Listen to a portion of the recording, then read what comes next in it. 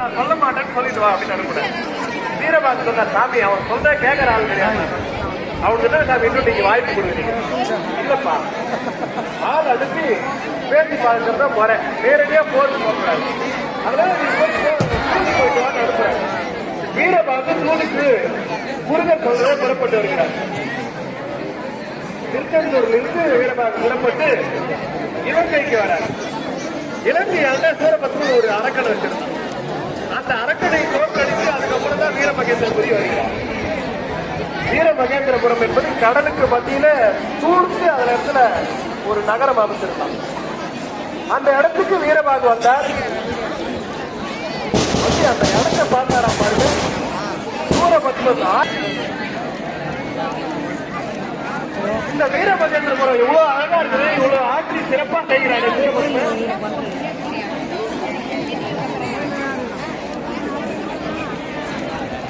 அன்பர்கள் அனைவரும் பக்தர்கள் அனைவரும் தெளிவாக கேளுங்க. மழை வர மாதிரி இருக்கு, ஆக பணம் கோட்டையெல்லாம் பத்திரங்க. கூட்டத்தில் நிற்பாங்க, அதனால தங்களை பொருளை பத்திரமா பார்த்துக்கணும். அதே மாதிரி காட்டில் போய் வழிபடுங்க, எல்லாம் காட்டில் பத்திரமா பார்த்துங்க.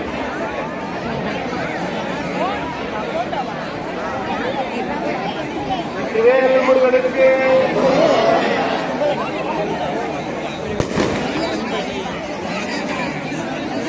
வீரபாகு கூட்டிட்டு வருகிறார். வந்து அந்த வீரமகேந்திரபுரியை பார்த்தா அவ்வளவு அற்புதமாக இருக்குது.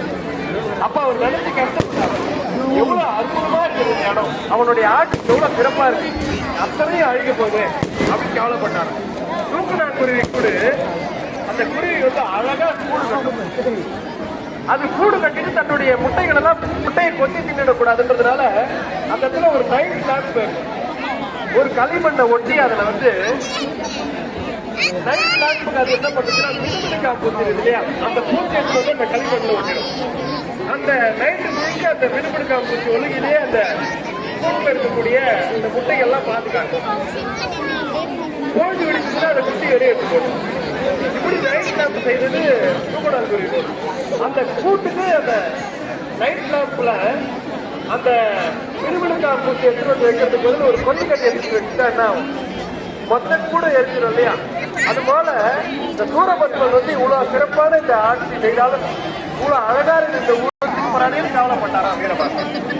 கவலைப்பட்டுட்டு சூரபத்மன் கிட்ட தூதுக்கு போறாரு. சூரபத்மன் அவ்வளவு பெரிய ஆசனத்தில் உட்கார்ந்து வீரபாகு கேட்கிறார். வந்திருக்கிறதுக்கு ஆசனம் போன முருகர் அனுப்பி நம்ம வந்திருக்கிறோம். அவன் நம்ம இவரை கேள்வி பேசினா நியாயமா அப்படின்னு நினைச்சிட்டு முருகான்னு நினைச்சாரா பாருங்க. சூரபத்மன் உட்கார்ந்து இந்த இடத்த விட அவருக்கு 3 மடங்கு ஆயிட்டாப்ப. அதுக்கு மேல உட்கார்ந்து வீரபாகு உட்கார்ந்தாராம். அப்ப சூரன் கேட்டானா, என்ன நீ பெரிய மாயாஜாலம் பண்ணியா? ஐயோ எங்க அம்மாவே மாயாயா, இதெல்லாம் வயிற்றுல இருக்கக்கூடிய எங்க அரக்கப்படுத்துற வயிற்றுல இருக்கக்கூடிய குழந்தைங்களை மேஜிக்கெல்லாம் பண்ணும், இந்த மாதிரி படிச்சுட்டா நான் பயந்துருவேன், யார் அப்படின்னு கேட்டேன். அப்ப சொல்ற நான் முருகப்பெருமான் அனுப்பியவன் தூதுவன் சூரபத்மன். வெற்றிவேல் முருகனுக்கு. அன்பர்களே, கூட்ட நெரிசல் அதிகமாக உள்ளது. எல்லாம் வழிபடலாம். அவரவர்கள் தங்களுடைய உடைமைகளையும் பப்ளிக் சபை கொடுக்கலாம், நகைகளையும் பாதுகாத்துக் கொள்ளவும் காவல்துறைக்கு ஒத்துழைப்பு கொடுக்கவும். இந்த நடுவுல வந்து வீரபாகு வருவார், சூரன் ஓடி வருவார். இதனால நடுவில் இருப்பவர்கள் கொஞ்சம் ஒதுங்கி வழி வந்து நிற்கும்.